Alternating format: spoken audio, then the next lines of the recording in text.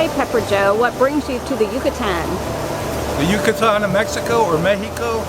We are in Habanero headquarters here. Believe it or not, they grow 500,000 tons of habanero peppers here in the Yucatan of Mexico. Now, what are their favorite peppers? The favorite peppers are jalapenos, serranos, and of course, the world famous habanero. Now, how hot is the habanero here? Believe it or not, it's only about 200,000 Scoville heat units, not quite as hot as we grow in the United States. And I'll show you one, they're surprisingly small. Now, how do we know what the favorite peppers are here in Mexico? We went to Walmart. That's how we know. Now, over to the United States. Where are most of the habaneros grown in the United States? Is it New Mexico? No. Is it Texas? Yes. Is it California? Yes. And what's the third state? Is it Louisiana, Avery Island? Nope. Where do they grow the most potatoes in the United States? Idaho. And that's the third biggest state for growing hot peppers. Okay, what's the hottest pepper they eat in Mexico? Believe it or not, they're not familiar with the super hots. I've talked to dozens, hundreds of locals, literally. Not one has heard of the super hots. So actually, in my opinion, the super hot capital for hot peppers is the United States right now. All right, any questions for me? Well, Pepper Joe, where did the habanero originate? It originated in the Amazon region, came over to Mexico, and actually, it's about 8,500 years old. How do we know that? It was found at a famous archaeological dig site, habanero peppers and habanero pepper seeds. And did you tell us how hot?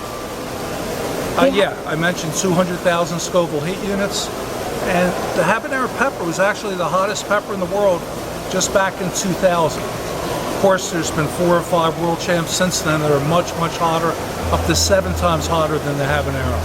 Well, that's all really interesting, but where are you headed next? Headed next. Okay, we're going to do a circle train tour, which will take us through the southwest United States, another big mecca for hot peppers. And then after that, we're going to the Dominican Republic. Hey, it's a tough job, but somebody has to do it. We're having fun, and we're learning more about hot peppers all the time. Okay, let me show you these hot peppers that I mentioned.